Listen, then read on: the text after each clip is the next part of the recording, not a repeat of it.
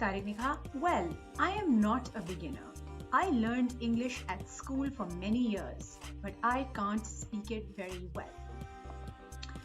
I am not का मतलब है मैं नहीं हूँ. So it is the opposite. It is the negation of I am. ठीक?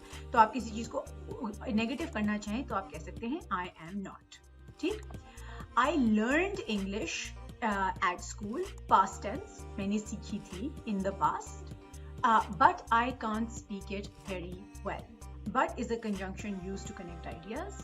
मैंने English पढ़ी है स्कूल में, लेकिन मैं बोल नहीं सकता. But means लेकिन. Can't means cannot. It is a contraction for cannot, and it is the opposite of can. I can jump. I can't run. ठीक? It means cannot. अब आप बोलिए. Well, I am not a beginner. I learned English at school for many years, but I can't speak it very well.